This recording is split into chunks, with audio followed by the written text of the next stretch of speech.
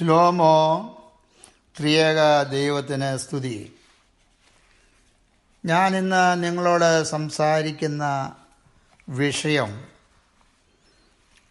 7 steps of honouring Joseph.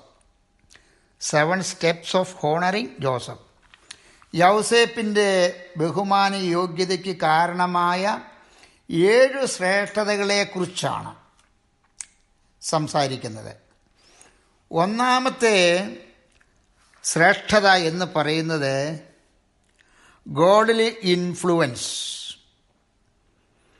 ദൈവത്താലുള്ള സ്വാധീനം എന്നതാണ്.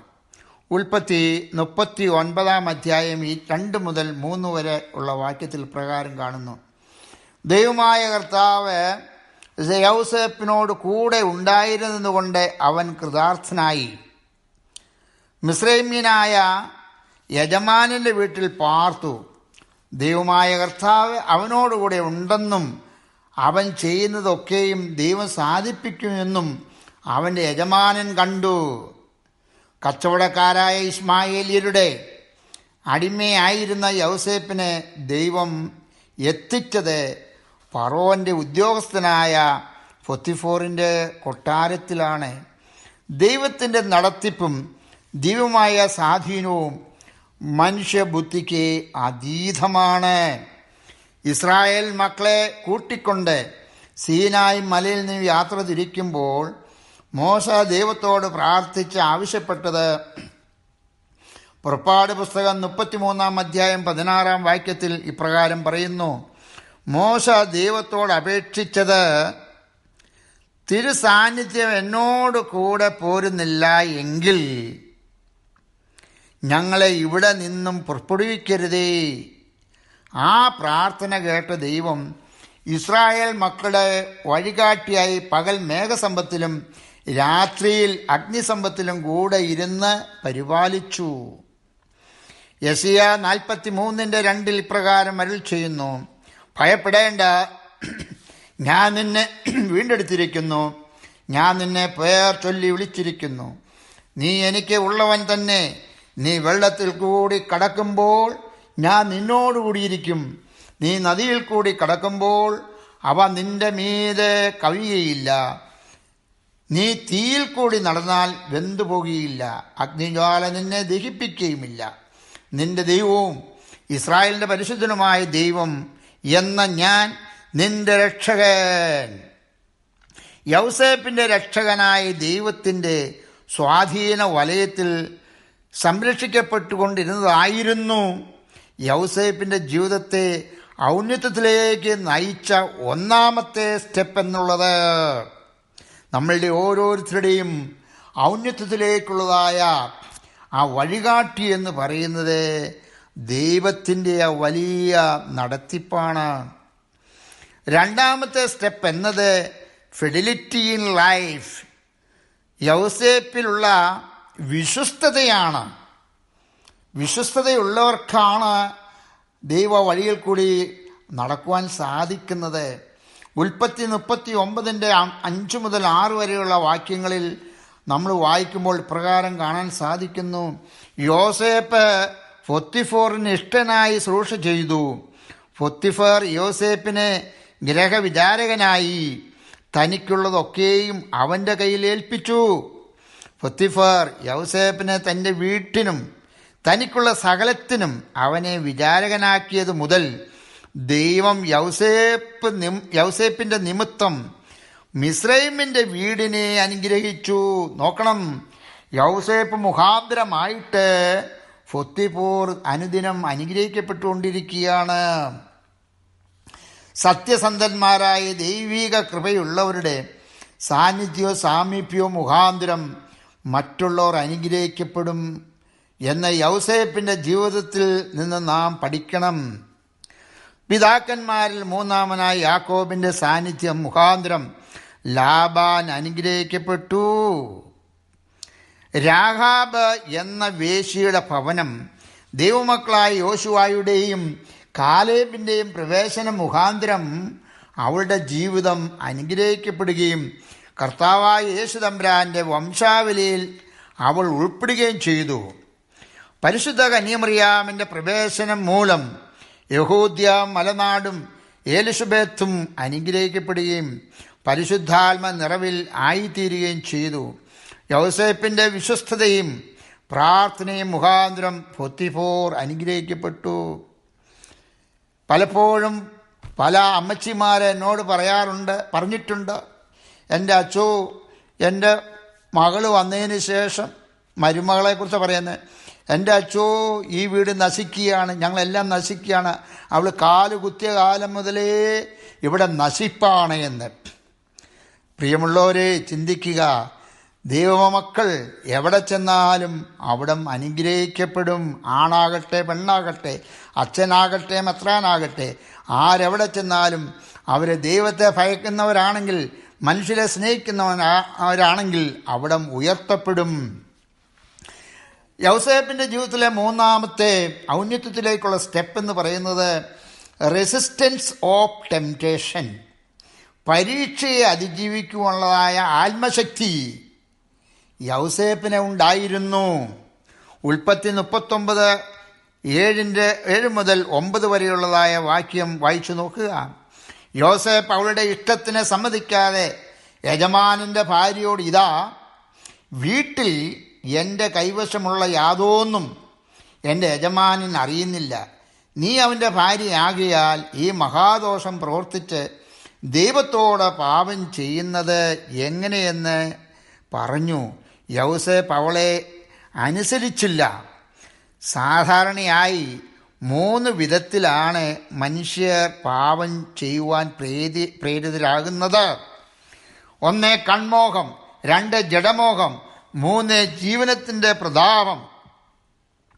സ്വയം ഇച്ഛാശക്തി ഇല്ലാത്ത മനുഷ്യർ അടിമയാകുന്നത് ഇതിലെ ഏതെങ്കിലും ഒരു വഴി മുഖാന്തരം ആയിട്ടാണ്. ഹവ്വ ചെയ്ത പാപം കൺമോഹമായിരുന്നു. കാണാൻ ഭംഗിയുള്ളത് എന്ന് അവൾ കണ്ടു, പാപം ചെയ്തു. സൂര്യ രാജാവിൻ്റെ സേനാധിപനായ നയമാൻ തൻ്റെ കുഷ്ഠരോഗം സൗഖ്യമാകുന്നതിനു വേണ്ടി ദൈവത്തിൻ്റെ പ്രവാചകനായ ഏലീശായെ കണ്ടു. ഏലീശായുടെ കൽപ്പനപ്രകാരം നയമാൻ യോർദാനിൽ ഇറങ്ങി മുങ്ങി കുളിച്ച് സൗഖ്യം പ്രാപിച്ചു. ഏലീശയ്ക്ക് കൊടുക്കുവാൻ വേണ്ടി നയമാൻ ധാരാളം ദ്രവ്യം കൊണ്ടുവന്നു. എന്നാൽ ഏലീശ ജീവനമോഹനത്തിൻ്റെ ആളല്ലായിരുന്നു. അതിനാൽ ഒന്നും കൈപ്പറ്റാതെ നയവാനെ പറഞ്ഞയച്ചു. എന്നാൽ അതേസമയം ജീവനമോഹനത്തിൽ ആർത്തി പൂണ്ട ഏലീശായുടെ ഭൃത്യൻ നയവാൻ്റെ പുറകെ ചെന്ന് നുണ പറഞ്ഞു കുറേ ദ്രവ്യം നയവാനിൽ നിന്നും കൈപ്പറ്റി. അതിൻ്റെ ഫലമായിട്ട് എന്ത് സംഭവിച്ചു? ആയുഷ്കാലം മുഴുവനും ആ ഭൃത്യൻ കുഷ്ഠരോഗിയായി ജീവിച്ചു. അവൻ്റെ ദ്രവ്യം ഒന്നിനും പ്രയോജനപ്പെട്ടില്ല. 2 രാജാക്കന്മാരുടെ 5-ാം അധ്യായം.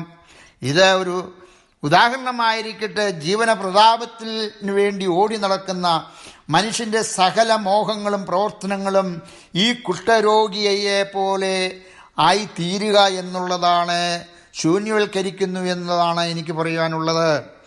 ഇസ്രായേൽ ജനം മോവാബ്യ ദേശത്ത് എത്തിയപ്പോൾ മോശയുടെ കൽപ്പനകളെ ലംഘിച്ച് ഇസ്രായേല്യർ മോവാബ്യ സ്ത്രീകളുമായി പരസംഗത്തിലേർപ്പെട്ടു. അവരുടെ ജഡമോഹം മുഖാന്തരം ദൈവം 24,000 പേരെ ഒരു ബാധ ഇറക്കി സംഹരിച്ചു കളഞ്ഞു. സംഖ്യാപുസ്തകം 25-ാം അധ്യായം 9 മുതലുള്ള വാക്യം നിങ്ങൾ വായിച്ചു നോക്കുക. ദൈവത്തിൻ്റെ കോപം അവിടെ ഉണ്ടായത് എങ്ങനെയെന്ന് അറിയാൻ സാധിക്കും. ഇന്നുള്ള COVID-19 എന്ന ഈ മഹാബാധ ഈ ലോകത്തിൽ ഉള്ളവരുടെ ജഡീക മോഹത്തിന് കൊടുത്തിരിക്കുന്ന ഒരു ബാധയായിരിക്കണം. എൻ്റെ ചിന്താഗതിയാണ് കേട്ടോ. കാരണം സോദോമിൽ ഉണ്ടായിരുന്നതിനേക്കാൾ കൂടുതലായി ജഡീക മോഹം ഇന്ന് ലോകത്തെമ്പാടും നിറഞ്ഞിരിക്കുന്നു. ഇതൊരു സത്യമാണ്. ഇന്ന് അമേരിക്കയിൽ നിന്നല്ല, ലോകത്തെമ്പാടും ചെന്നാൽ അറിവ് വയ്ക്കുന്ന കാലം മുതലേ ആണുങ്ങളും പെണ്ണുങ്ങളും സമൂഹം മുഴുവനും ഇന്ന് ജഡീക മോഹത്തിന് പ്രലോഭരായി അതിൽ അധിഷ്ഠരായിരിക്കുന്നു എന്നുള്ളതാണ്. അപ്പോൾ COVID-19 വന്നതിൽ അതിശയിക്കാനോ അത്ഭുതപ്പെടാനോ ഒന്നുമില്ല. കണ്ണുനീരോടുകൂടി പ്രാർത്ഥിക്കുക. ദൈവം കേൾക്കുമോ ഇല്ലയോ എന്ന് അറിഞ്ഞുകൂടാ. 4ാമത്തെ സ്റ്റെപ്പിലേക്ക് നമുക്ക് വരാം. 4ാമത്തെ സ്റ്റെപ്പ് എന്ന് പറയുന്നത് ഡിവൈൻ ഫേവർ. യൗസേപ്പിനോട് തോന്നിയ കൃപാകടാക്ഷം. ഉൽപ്പത്തി 39 22 വാക്യത്തിൽ കാരാഗ്രഹ പ്രമാണിക്ക് യൗസേപ്പിനോട് ദയ തോന്നത്തക്കവണ്ണം അവന് കൃപ നൽകി. കാരാഗ്രഹത്തിലെ സകല തടവുകാരെയും കാരാഗ്രഹ പ്രമാണി യൗസേപ്പിൻ്റെ കയ്യിൽ ഏൽപ്പിച്ചു. എന്ന് വെച്ച് കഴിഞ്ഞാൽ യൗസേപ്പിന് കാരാഗ്രഹത്തിൽ വെച്ചുകൊണ്ട് ഒരു പ്രൊമോഷൻ കൊടുത്തു. യുവമാരെയൊക്കെ മേൽനോട്ടം നടത്തുവാനായിട്ടുള്ള ചുമതല ഏൽപ്പിക്കുകയാണ്. ദൈവാശ്രയത്തിൽ ജീവിക്കുന്നവർ എവിടെയായിരുന്നാലും ദൈവത്തിൻ്റെ പ്രത്യേകമായിട്ടുള്ള കരുതലും പ്രീതിയും അവരുടെ മേൽ ഉണ്ടാകും. ലോകത്തെ മുഴുവനും വെള്ളത്താൽ നശിപ്പിച്ചപ്പോൾ ദൈവത്തെ അനുസരിച്ചവനായ നോഹയുടെ മേൽ ദൈവത്തിൻ്റെ കൃപാകടാക്ഷമുണ്ടായിരുന്നു. ഉൽപ്പത്തി 6 ഇപ്രകാരം പറയുന്നു, എന്നാൽ നോഹയ്ക്ക് ദൈവകൃപ ലഭിച്ചു. വീണ്ടും 1 ശമൂവേൽ 2:26 നാം വായിക്കുമ്പോൾ ശമൂവേലിനെ കുറിച്ച് പ്രകാരം പറയുന്നു, ശമൂവേൽ ബാലൻ വളരും തോറും ദൈവത്തിൻ്റെ കൃപ ലഭിച്ചു, ദൈവത്തിനും മനുഷ്യർക്കും പ്രീതിയുള്ളവനായി വളർന്നു. വിശുദ്ധ പൗലോസ്ലീഹായ്ക്ക് ജഡത്തിൽ ഒരു ശൂലമുണ്ടായിരുന്നു. അത് മാറേണ്ടതിന് സ്ലീഹ പ്രാർത്ഥിച്ചപ്പോൾ ദൈവം ഉത്തരം നൽകിയത് ഇപ്രകാരമാണ്, എൻ്റെ കൃപ നിനക്ക് മതി, എൻ്റെ ശക്തി ബലഹീനതയിൽ തികഞ്ഞ് വരുന്നു എന്ന് പറഞ്ഞു. 2 കൊരിന്ത്യർ 12 9 വാക്യം. ഫിലിപ്പിയിൽ വെച്ച് ചന്തപ്രമാണികൾ വിശുദ്ധ പൗലോസിനെയും വിശുദ്ധ ശീലാസിനെയും വളരെ ഉപദ്രവിച്ചു, മുറിവേൽപ്പിച്ചു, അവരെ കാരാഗ്രഹത്തിലിട്ട് പൂട്ടി. എന്നാൽ ദൈവം വലിയ ഒരു ഭൂകമ്പം ഉണ്ടാക്കി ജയിൽ പ്രമാണികളെയും ചന്തപ്രമാണികളെയും പട്ടണപ്രമാണികളെയും അധികാരികളെയും വിറപ്പിച്ചുകൊണ്ട് ദൈവം വിശുദ്ധ പൗലോസിനെയും വിശുദ്ധ ശീലാസിനെയും ശത്രുക്കളുടെ മുമ്പാകെ ആദരിച്ചു, ബഹുമാനിച്ചു. അപ്പോസ്തല പ്രവൃത്തികൾ 16 23 26 വാക്യങ്ങളിൽ.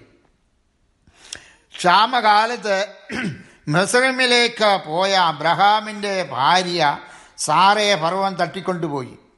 അത് മുഖാന്തരം ദൈവം ഫറവോൻ്റെ കുടുംബത്തെ വളരെയധികം പീഡിപ്പിച്ചു. ഭയന്ന് വിറച്ചുപോയ ഫറവോൻ അബ്രഹാമിനെ വിളിച്ച് വലിയ ക്ഷമാപണം നടത്തി സാറയെ ഉപദ്രവിക്കാതെ വിട്ടുകൊടുത്തു. സാറാ മുഖാന്തരം ഫറവോൻ അബ്രഹാമിന് ധാരാളം ആടുമാടുകളും ധനവും കൊടുത്ത് ആദരിച്ചു. ജയിലിൽ കിടന്ന യൗസേപ്പിനെ ദൈവം ആദരിച്ചു, അവനെ ദൈവം കരുതി.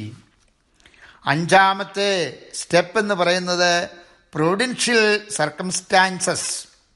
അവസരോചിതമായിട്ടുള്ള ദൈവത്തിൻ്റെ കരുതലാണ്. ഉൽപ്പത്തി 40 5 മുതൽ 8 വരെയുള്ള വാക്യങ്ങൾ. ഫറവോൻ്റെ പാനപാത്രവാഹകനും അപ്പക്കാരനും കുറ്റം ചെയ്തതിനാൽ യൗസേപ്പിൻ്റെ കാരാഗ്രഹത്തിലുണ്ടായിരുന്നു. ഇവർ 2 പേരും ഒരു രാത്രിയിൽ സ്വപ്നം കണ്ടു. ജയിൽ സൂപ്രണ്ടിൻ്റെ ജോലി കൂടി നടത്തുന്ന തടവുകാരനായ നമ്മുടെ പ്രിയപ്പെട്ട യൗസേപ്പിൻ്റെ അടുക്കൽ ഇവർ 2 പേരും വന്ന് ഇവരുടെ സ്വപ്നം വെളിപ്പെടുത്തി. യൗസേപ്പ് വെളിപ്പെടുത്തിയതുപോലെ 3 നാൾ കഴിഞ്ഞ് പാനപാത്രവാഹകൻ കൊട്ടാരത്തിൽ പഴയ ജോലിയിൽ പ്രവേശിച്ചു. കൊട്ടക്കാരനെ വധശിക്ഷയ്ക്ക് വിധിച്ചു. സ്വപ്നത്തിൻ്റെ അർത്ഥം യൗസേപ്പ് പറഞ്ഞപ്പോൾ പാനപാത്രക്കാരനോട് ഒരു ശുപാർശ ചെയ്യുന്ന കാര്യം ഓർപ്പിച്ചിരുന്നു. എന്താണ് ശുപാർശ? രാജാവിൻ്റെ അടുക്കൽ നിങ്ങൾ ഇടപെടുമ്പോൾ എൻ്റെ കാര്യം ഇങ്ങനൊരു സാധു യൗസേപ്പ് ഈ ജയിലിൽ കിടപ്പുണ്ടെന്ന് ഉറപ്പിച്ചേക്കണം എന്നായിരുന്നു ഈ പാനപാത്രവാഹകനോട് പറഞ്ഞത്. പക്ഷേ അയാൾ മറന്നുപോയി, സമയത്തൊന്നും അയാൾ ഓർത്തില്ല. ദൈവമക്കളെ അവരുടെ കഷ്ടതകളിൽ നിന്ന് വിടുവിക്കുവാൻ വേണ്ടി ദൈവം ഓരോ വിധത്തിലുള്ള സാഹചര്യങ്ങൾ മറ്റുള്ളവർ വഴി ഒരുക്കും. ഇവിടെ യൗസേപ്പിനെ ജയിലിൽ നിന്നും മോചിപ്പിക്കുന്നതിന് വേണ്ടി ദൈവം ഒരുക്കിയ വഴി എന്നത് ഫറവോ രാജാവിൻ്റെ പാനപാത്രവാഹകനാണ്. ഇസ്രായേൽ മക്കളെ പ്രവാസകാലത്തിൽ നിന്ന് വിടുവിച്ച് യെരുശലേമിൽ കൊണ്ടുവന്ന് യഥാസ്ഥാനപ്പെടുത്തുന്നതിനും നഷ്ടപ്പെട്ടുപോയ ആരാധനകളും ദേവാലയവും വീണ്ടെടുക്കുന്നതിനും വേണ്ടി ദൈവം തെരഞ്ഞെടുത്തത് ആരെയാണെന്ന് നിങ്ങൾക്കറിയാമോ? എന്നാ കേട്ടോളൂ. അന്യദേവനെ ആരാധിച്ചിരുന്ന പാഴ്സി രാജാവായ കോരേസിനെയാണ്. 2 ദിനവൃത്താന്തം 36-ാം അധ്യായം 22-23 വാക്യങ്ങൾ വായിച്ചു നോക്കുക. ശത്രുക്കൾ പിടിച്ച് കെട്ടിക്കൊണ്ടുപോയ ലോത്തിനെയും കുടുംബത്തെയും ശത്രുക്കളുടെ കയ്യിൽ നിന്ന് രക്ഷിച്ച് യഥാസ്ഥാനപ്പെടുത്തുന്നത് അബ്രഹാം പിതാവ് വഴിയാണ്. ക്ഷാമകാലത്ത് സാരാഫത്തിലെ വിധവയെയും മകനെയും സംരക്ഷിക്കുന്നതിന് ദൈവം തിരഞ്ഞെടുത്തത് ഏലിയാ പ്രവാചകനെയായിരുന്നു. ആഹാബ് രാജാവിനെ ഭയന്നൊളിച്ചിരുന്ന 100 പ്രവാചകന്മാരെ രഹസ്യമായി ഭക്ഷണം കൊടുത്ത് സംരക്ഷിച്ചു പോന്നത് ആഹാബിൻ്റെ ഭൃത്യനായ ഓബേദ്യാവായിരുന്നു. ഓരോ വ്യക്തികളും ജീവിതത്തിൻ്റെ പിറകിൽ ദൈവം മറ്റുള്ളവർ വഴി ചെയ്തിട്ടുള്ള കരുതലുകളെ കാണാൻ സാധിക്കും. അല്പസമയം ഓരോ വ്യക്തിയും പുറകോട്ട് ഒന്ന് തിരിഞ്ഞു നോക്കി ശോധന ചെയ്താൽ മതി. യൗസേപ്പിൻ്റെ ജീവിതത്തിൽ ദൈവ സഹായത്തിനായി ഒരുക്കിയിരുന്നത് ആ ജയിൽ പുള്ളിയായിരുന്ന ഫറവോൻ്റെ പാനപാത്ര വാഹകനായിരുന്നു. ആദ്യകാലത്ത് അദ്ദേഹം മറന്നുപോയെങ്കിൽ തന്നെയും ഒരു സന്ദർഭം വന്നപ്പോൾ, അതായത് ഫറവോൻ സ്വപ്നം കണ്ടപ്പോൾ, ആ സ്വപ്നത്തിൻ്റെ അർത്ഥം വ്യാഖ്യാനിക്കാൻ ആരെക്കൊണ്ട് സാധിക്കാതെ വന്നപ്പോൾ ഈ പാനപാത്രവാഹകൻ യൗസേപ്പിനെ ഓർത്തു. ഉടനെ രാജാവിനെ ഉണർത്തിച്ചു. ഒരു യൗസേപ്പ് കാരാഗ്രഹത്തിലുണ്ട്. അങ്ങനെ യൗസേപ്പ് വരികയാണ് ഫറവോൻ്റെ കൊട്ടാരത്തിലേക്ക്. 6-ാമത്തെ സ്റ്റെപ്പ് എന്ന് പറയുന്നതാണ് ഹോണറിങ് ഗോഡ്. ഉൽപ്പത്തി 41-ാം അധ്യായം 16-ാം വാക്യത്തിൽ യോസേപ്പ് ദൈവത്തെ മഹത്വപ്പെടുത്തുന്നു. എപ്പോഴും യോസേപ്പ് തൻ്റെ നന്മയിലോ പ്രവൃത്തിയിലോ താനൊന്നും ആഹ്ലാദിച്ചിരുന്നില്ല. അതിലൊന്നും താൻ കമ്പം പൂണ്ടിരുന്നില്ല. സകലത്തിനും വേണ്ടി ദൈവത്തെ ഓർക്കുകയും മഹത്വപ്പെടുത്തുകയും ചെയ്തുകൊണ്ടിരുന്നു. എല്ലാ മഹത്വവും ദൈവത്തിനായി സമർപ്പിക്കുന്നു. മഹാമലനായ ഫെലിസ്ത്യ സൈനികൻ ഗോലിയാത്തിനെ യുദ്ധക്കളത്തിൽ വച്ച് വെറും ബാലനായ ദാവീദ് നേരിടുന്നത് ദൈവമായ കർത്താവിൻ്റെ നാമത്തിൽ ആശ്രയിച്ചുകൊണ്ട് ദൈവത്തിനെ മഹത്വപ്പെടുത്തിക്കൊണ്ടാണ്. 1 ശമൂവേൽ 17:45 ഇപ്രകാരം പറയുന്നു: ദാവീദ് ഫെലിസ്ത്യനോട് പറഞ്ഞത്, നീ വാളും കുന്തവും വേലുമായി എൻ്റെ നേരെ വരുന്നുവോ? ഞാനോ നീ നിന്ദിച്ചിട്ടുള്ള ഇസ്രായേൽ നിരകളുടെ ദൈവമായ സൈന്യങ്ങളുടെ കർത്താവിൻ്റെ നാമത്തിൽ നിന്റെ നേരെ ഞാൻ വരുന്നു. എൻ്റെ ദൈവം ഇന്ന് നിന്നെ എൻ്റെ കയ്യിൽ ഏൽപ്പിക്കും. ആയതുകൊണ്ടാണ് ദാവീദ് സങ്കീർത്തനങ്ങൾ രചിക്കാൻ തുടങ്ങിയപ്പോൾ 29-ാം സങ്കീർത്തനത്തിൽ ഈ കാര്യം മനസ്സിൽ കണ്ടുകൊണ്ട് പ്രാർത്ഥിക്കുന്നതാണ് ഇത്. 29-ാം സങ്കീർത്തനം 2-ാം വാക്യം: ദൈവമായ കർത്താവിന് മഹത്വവും ശക്തിയും കൊടുപ്പീൻ, അവൻ്റെ നാമത്തിന് മഹത്വം കൊടുപ്പീൻ. എസ്രാ പുരോഹിതൻ പ്രവാസകാലത്ത് വിശുദ്ധ നാട്ടിലേക്ക് മടങ്ങി പോകുന്നതിന് ഒരുക്കമായിട്ട് നടത്തിയത് ഉപവാസവും പ്രാർത്ഥനയും മാത്രമല്ല, ദൈവത്തെ മഹത്വപ്പെടുത്തി, താൻ ഉപവസിച്ച് പ്രാർത്ഥിച്ച ദൈവത്തെ മഹത്വപ്പെടുത്തി. എന്നിട്ടാണ് യാത്ര ആരംഭിക്കുന്നത്. എസ്രായേൽ 8:23 നിങ്ങൾക്ക് കാണാം.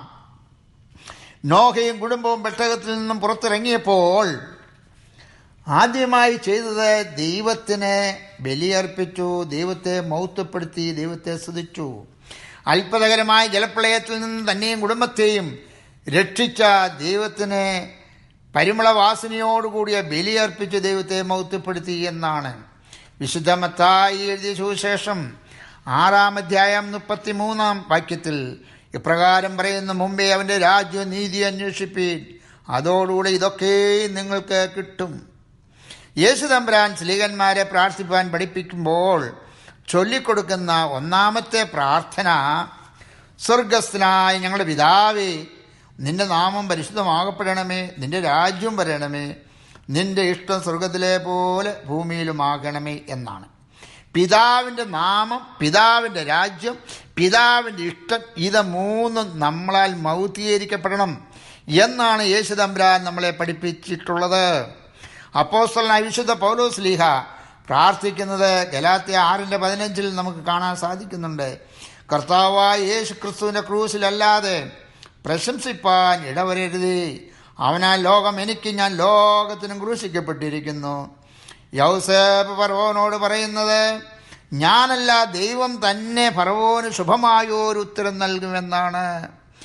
അത് തൻ്റെ ഓർമ്മയിൽ ഇരുന്നു കൊണ്ട് സങ്കീർത്തനം ചൊല്ലുമ്പോൾ പറഞ്ഞു താൻ രചിക്കുന്നത് നമുക്ക് കാണാൻ സാധിക്കുന്നുണ്ട്. 34 സങ്കീർത്തനം 3 വാക്യത്തിൽ ദാവീദിൻ്റെ പ്രാർത്ഥന അതിൽ ഇപ്രകാരമാണ്: എന്നോട് ചേർന്ന് ദൈവത്തെ മഹത്വപ്പെടുത്തുവീൻ, നാം ഒന്നിച്ചവൻ്റെ നാമത്തെ ഉയർത്തുക. ആയതിനാൽ രാജ്യവും ശക്തിയും മഹത്വവും എന്നേക്കും എൻ്റെ ദൈവത്തിന് എന്ന് സമർപ്പിക്കുവാൻ നമുക്കും സാധിക്കട്ടെ. ദാവീദിനോട് ഒപ്പം നമുക്കും പ്രാർത്ഥിക്കാം.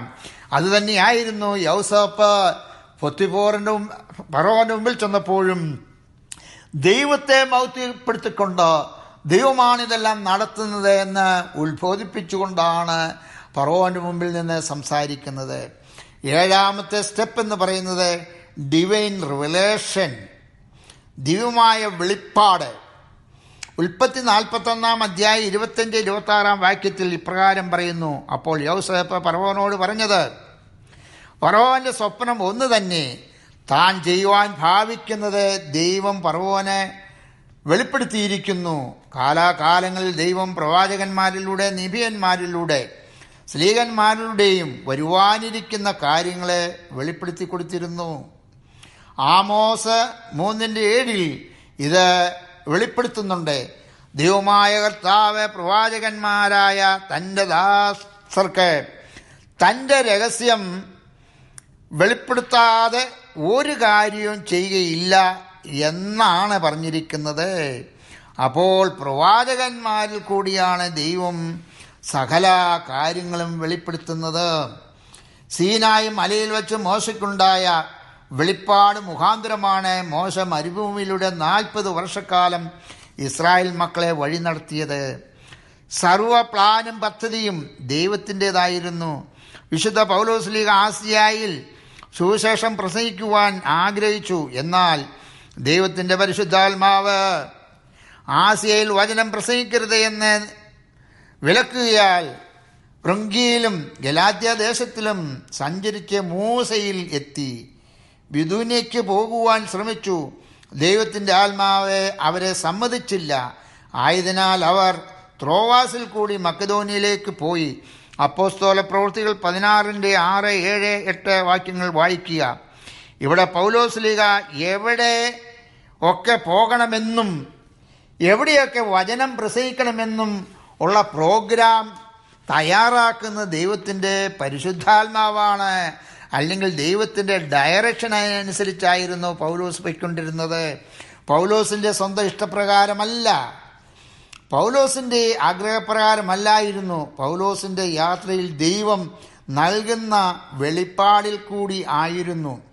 ഈശാനമൂലൻ എന്ന കൊടുങ്കാറ്റ് മുഖാന്തരം വിശുദ്ധ പൗലോസിൻ്റെ കപ്പൽ 14 ദിവസം കാറ്റിൻ്റെ ഗതിയാൽ കപ്പൽ പുറംകടലിൽ കുരുങ്ങിപ്പോയെങ്കിലും 14ാം രാത്രിയിൽ കപ്പലിൽ ദൈവിക വെളിപ്പാട് പൗലോസിന് ലഭിച്ചത്, ഭയപ്പെടേണ്ട, നിനക്ക് കൂടെയുള്ളവരെ ദാനമായി നൽകിയിരിക്കുന്നു, ആർക്കും ഒരാപത്തും സംഭവിക്കുകയില്ല, നീ കൈസരുടെ മുമ്പിൽ നിൽക്കേണ്ടവനാകുന്നു. അപ്പോസ്തല പ്രവൃത്തി 27, 24, 26 വാക്യങ്ങൾ കാണാം. ദൈവികമായിട്ടുള്ള വെളിപ്പാടിൽ കൂടിയായിരുന്നു വിശുദ്ധ പൗലോസിൻ്റെ മുഴുവൻ സുവിശേഷ യാത്രയും ജീവിതവും. ഭാവിയിൽ വരുവാനുള്ള കാര്യങ്ങളെ ഫറവോനെ ദൈവം വെളിപ്പെടുത്തിയെങ്കിലും ദൈവിക വെളിപ്പാട് മനസ്സിലാക്കാൻ ഫറവോന് സാധിച്ചില്ല. കാരണം ഫറവോനിൽ ദൈവിക ജ്ഞാനവും പരിശുദ്ധാത്മാവിൻ്റെ നടത്തിപ്പും ഇല്ലായിരുന്നതുകൊണ്ട് ദൈവിക ജ്ഞാനവും പ്രവചന രഹസ്യങ്ങളെ തിരിച്ചറിയുവാനും കഴിവുള്ള യൗസേപ്പ് ദൈവത്തിൻ്റെ ആത്മാവിനാൽ ഫറവോനെ എല്ലാം വെളിപ്പെടുത്തി കൊടുത്തു. വിശുദ്ധ പൗലോസ് ലീഗ പറയുന്നത് പ്രകാരമാണ്. 2 കൊരിന്ത്യർ 3:5 ഞങ്ങളിൽ നിന്ന് തന്നെ വരും പോലെ സ്വയമായി വല്ലതും സങ്കൽപ്പിപ്പാൻ ഞങ്ങൾ പ്രാപ്തർ എന്നല്ല, ഞങ്ങളുടെ പ്രാപ്തി ദൈവത്തിൻ്റെ ദാനമാണ്. എന്തോരം അർത്ഥവത്തായൊരു വാക്കാണ് അപ്പോസ്തലനായ പൗലോസ് പറയുന്നത്. യൗസേപ്പിനെ പോലെ തന്നെ പൗലോസ് ശ്ലീഹായും പറയുന്നു, ഇത് ദൈവത്തിൻ്റെ ദാനമാണ്, ഞങ്ങളുടെ മിടുക്കളോ ഞങ്ങൾ സ്വന്തമായി സംസാരിക്കുന്നതല്ല എന്ന്. യൗസേപ്പിൻ്റെ ബുദ്ധിയും ശക്തിയും നടത്തിപ്പും ദൈവത്തിൻ്റെ ദാനമായിരുന്നു. ഇവിടെ യൗസേപ്പ് ദൈവത്തിൻ്റെയും ഫറവോൻ്റെയും മുമ്പിൽ ശ്രേഷ്ഠനായി തീർന്നത് 7 ശ്രേഷ്ഠമായ ദൈവിക നടത്തിപ്പിലൂടെയായിരുന്നു എന്നുള്ള സത്യം പറയുന്നതിന് വേണ്ടിയാണ് ഞാൻ ഇത്രയും സമയം നിങ്ങളോടൊത്ത് ചെലവഴിച്ചത്. കർത്താവായ യേശു ക്രിസ്തു അരുൾ ചെയ്തിരിക്കുന്ന പ്രകാരം നമുക്കെല്ലാവർക്കും ഈ വചനങ്ങളെ ആസ്പദമാക്കി മുന്നോട്ട് പോകാം. തന്നെത്താൻ താഴ്ത്തുന്നവൻ എല്ലാം ഉയർത്തപ്പെടും. തന്നെത്താൻ ഉയർത്തുന്നവൻ എല്ലാം താഴ്ത്തപ്പെടും. ഒരിക്കൽ കൂടി ഞാൻ വായിക്കട്ടെ. തന്നെത്താൻ താഴ്ത്തുന്നവൻ എല്ലാം ഉയർത്തപ്പെടും. തന്നെത്താൻ ഉയർത്തുന്നവൻ താഴ്ത്തപ്പെടും. വിശുദ്ധ മത്തായി 23:11 എന്ന് കർത്താവിൽ സ്നേഹപൂർവം പുത്തൂർക്കുടിലിൽ അച്ഛൻ.